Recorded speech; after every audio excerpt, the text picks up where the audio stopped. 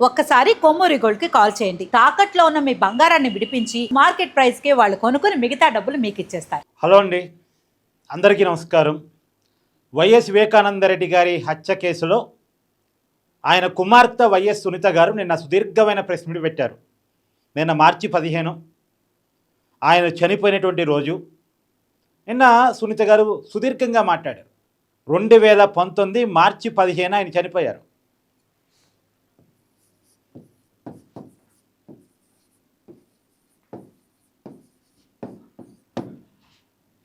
2026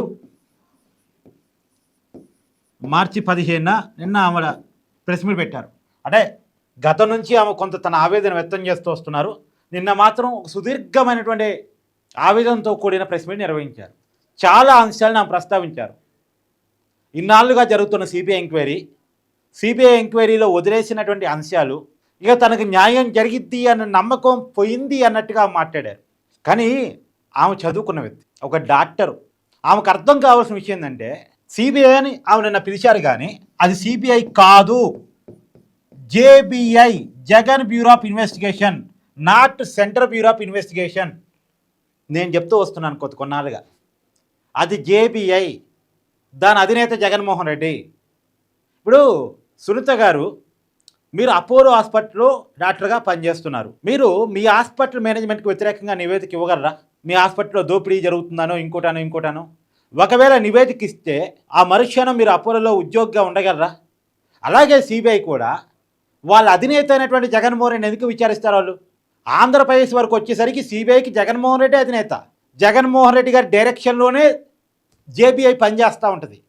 మీకు తెలీదా? 2010-11 నుంచి జగన్మోహన్ రెడ్డి గారి మీద 20 సిబిఐ ఈడీ కేసులు ఉన్నాయి. 42,000 కోట్ల రూపాయల అక్రమాస్తులు తండ్రి అధికారాన్ని అడ్డం పెట్టుకొని సంపాదించాడు, సూట్ కేసు కంపెనీని ఏర్పాటు చేసి డబ్బులు మనీ లాండరింగ్ చేశాడు అనేటువంటి అభియోగాలు జగన్మోహన్ రెడ్డి గారి మీద ఉన్నాయి. ఆ రోజుల్లో 42,000 కోట్ల రూపాయలు అంటే 42,000 కోట్లు అంటే ఈ రోజుల్లో ఎంత అండి? ఇది 2010 నాటి మాట. ఈనాటి ఆస్తి విలువలో ఇది ఎంత? 2010లో మీరు ఒక ఆస్తి విలువ కొనుక్కుని ఉంటే 2026లో దాని విలువ ఎంతో మీరే క్యాలిక్యులేట్ చేసుకోండి. 2010లో 42,000 కోట్లు అంటే ఇవాళ కొన్ని లక్షల కోట్లలో ఆస్తి విలువ ఉంటుంది. అంత సంపాదించాడు అనేటువంటి, నేను సొంత కవిత్వం కాదండి, సిబిఐ ఈడీ షార్ట్షీట్ రూపంలో పొందుపరిచిన అంశాల ఆధారంగా నేను మాట్లాడుతున్నా. నేను సొంతంగా ఏం మాట్లాడలే.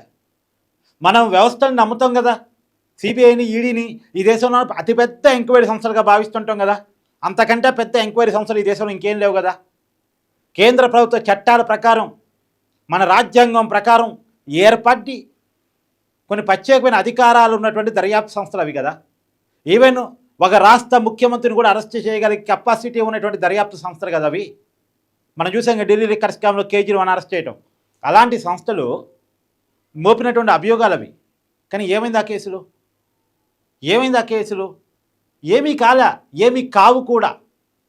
ఏవో అవుతాయి అని చెప్పేసి ఒక భ్రమలు ఆంధ్రప్రదేశ్ ప్రజలు ఒకప్పుడు ఉండేవి, కానీ తర్వాత క్రమంగా తొలగిపోయాయి. ఎప్పుడైతే సిబిఐ జేబీఐగా మారిందన్న క్లారిటీ తెలుగు ప్రజలకు వచ్చిందో, క్రమంగా ప్రజల భ్రమలన్నీ తొలగిపోయాయి. ఈ కేసులు ఏమీ కావు అనేటువంటి దానికి ఒక కంక్లూజన్కి వచ్చేసారు. జగన్మోహన్ రెడ్డి గారి మీద కొత్తగా నమోదయ్యే కేసులు ఏమీ కావు, పాత కేసులు ఏమీ కావు, కొత్త కేసులు అసలు కేసులు జగన్మోహన్ రెడ్డి దాకా పోవు అనే ఒక క్లారిటీకి తెలుగు ప్రజలు వచ్చేసారు. అది ఏపీ లిక్కర్ స్కామ్ కావచ్చు, నకిలీ లిక్కర్ స్కామ్ కావచ్చు, ఇసుక స్కామ్ కావచ్చు, జట్వానీ కేసు కావచ్చు, అన్నిటి వెనకాల జగన్మోహన్ రెడ్డి గారే ఉన్నప్పటికీ కూడా జగన్మోహన్ రెడ్డి దాకా కేసులు పోవు అనేటువంటి ఒక క్లారిటీకి జనం వచ్చేశారు. మరి సునీత గారికి ఇంకా అర్థం కాలేదా? ఆమె డాక్టరు, పుస్తక పరిజ్ఞానం ఉండొచ్చు, సైంటిఫిక్ పరిజ్ఞానం ఉండి ఉండొచ్చు, వైద్యానికి సంబంధించి ఆమెకు అవగాహన ఉంటే ఉండొచ్చు, కానీ లోక పరిజ్ఞానం ఇంకా ఆమెకు రానట్టుంది. ఆమె ఏమంటారు, నిన్న వైఎస్ వివేక గారి హత్య కేసులో ఎందుకు జగన్మోహన్ రెడ్డి గారిని, భారతి గారిని విచారించరు అని అడుగుతారు. విచారించరు. ఎందుకు విచారించరు అని అడగొద్దు, ఇక అంతే. విచారించరు అంతే. జేబీఐ జగన్ ఎందుకు విచారిస్తుంది? జగన్మోహన్ రెడ్డి గారి సతీమణి ఎందుకు విచారిస్తుంది? వాళ్ళ అధినేతను ఎందుకు విచారిస్తుంది? వైసీపీ పార్టీకి అధినేత జగన్మోహన్ రెడ్డి గారు, శివకుమార్ అనేటువంటి ఏమైనా డౌట్ ఉందేమో కానీ సిబిఐకి తెలుగు రాష్ట్రాల్లో మాత్రం జగన్మోహన్ రెడ్డి గారి అధినేత అనే విషయంలో తెలుగు ప్రజలకు ఎలాంటి డౌటు లేదు. మరి వాళ్ళ అధినేతను విచారిస్తారా? విచారించే అవకాశం ఉంటుందా?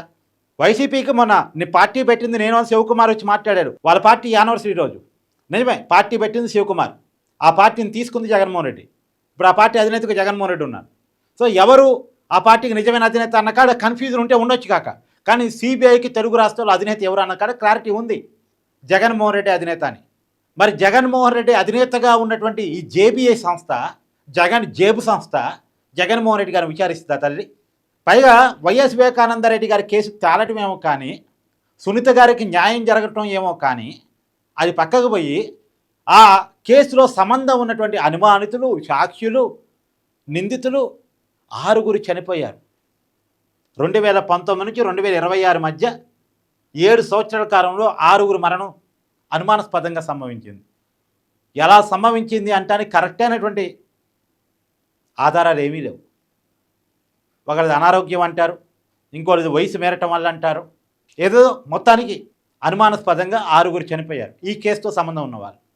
ఆ రోజు వైఎస్ వివేకానందరెడ్డి గారికి కుట్టేసిన డాక్టర్ నుంచి మొదలు పెడితే, ఆ రోజు వైఎస్ వివేకానందరెడ్డి గారికి వాచ్మెన్గా ఉన్న రంగయ్యతో మొదలు పెడితే, వైఎస్ వివేకానందరెడ్డి గారి బాడీ ఉంచిన హాస్పిటల్ అధినేతతో మొదలు పెడితే, ఆ రోజు జగన్మోహన్ రెడ్డి గారిని కారులో తీసుకున్న డ్రైవర్తో మొదలు పెడితే, మొత్తం 6 చనిపోయారు. ఎలా చనిపోయారంటే చనిపోయారు అంతే. వైఎస్ వివేక గారు ఎలా చనిపోయారో వాళ్ళు కూడా అలాగే చనిపోయారు. వైఎస్ వివేక్ గారు గుండెపోటుతో చనిపోయింటే వాళ్ళు గుండెపోటుతో చనిపోయారు. వాళ్ళు హత్యగావించబడితే వీళ్ళు కూడా అనుమానాస్పదం. ఎలా వైఎస్ వివేక గారి అనుమానాస్పదంగా ఇప్పటికీ ఉందో వాళ్ళు కూడా అనుమానాస్పదంగానే ఉన్నారు. కాదు ఇక్కడ రీపోస్ట్ మార్టం అనేది ఒకటి జరిగింది కాబట్టి, ఇది హత్య అని ఒక నిర్ధారణకు వచ్చింది కాబట్టి, అంతవరకు సిబిఐ హత్య కాదు అని చెప్పలేకపోయింది కాబట్టి, హత్య అంటే ఎవరో ఒకరు చేసినట్టు ఉన్నారు కాబట్టి కొంతమంది నిందితులను పెట్టారు. వైఎస్ అవినాష్ రెడ్డి దాకా కేసుని తీసుకెళ్ళి అక్కడి వరకు ఆపేశారు. ఇక అక్కడి నుంచి పైకి పోతే వాళ్ళు ఉద్యోగాలు ఉండవు.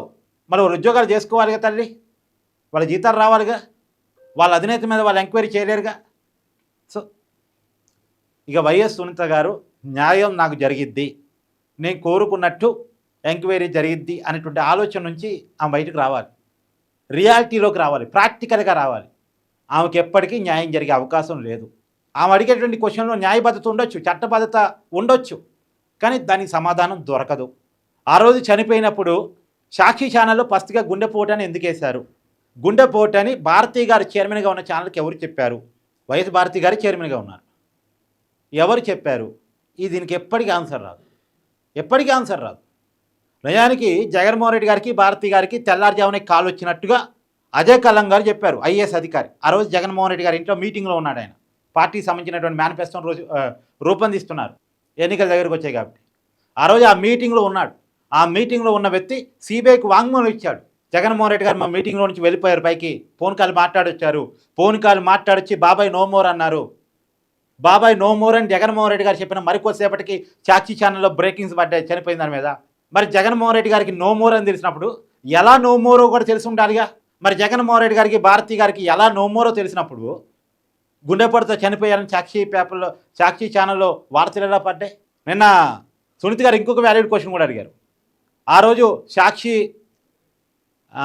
ఎడిటర్గా ఉన్నటువంటి నేమాని భాస్కర్ గారు భారతీ గారితో ఆ రోజు తెల్లారుజామున 4 సార్లు ఫోన్ కాల్ మాట్లాడినట్టుగా కూడా ఆమె కొన్ని ఆధారాలు చెప్పే ప్రయత్నం చేశారు. మరి సాక్షి చైర్మన్ గారు వాళ్ళ ఎడిటర్తో మాట్లాడడం కామనే, కానీ ఆ వార్త విషయంలో ఆమె ఏం చెప్తే వీళ్ళు ఏమేశారు? భారతీ గారు చెప్తేనే గుండెపోటు అనేసారా, లేదా నేమాని సొంతగా గుండెపోటని కావాలని వేశారా? ఒకవేళ భారతీ గారే గుండెపోటు అని వేయండి అని వార్త చెప్పుంటే ఎందుకు ఆవిడ అలా చెప్పారు? ఈ ప్రశ్నలకి సమాధానం వస్తుంది అని సునీత గారు భావించటం ఆమె అమాయకత్వం కావచ్చు తప్ప రాదు. మీ అభిప్రాయాన్ని కూడా కామెంట్ చేయండి. Thank you.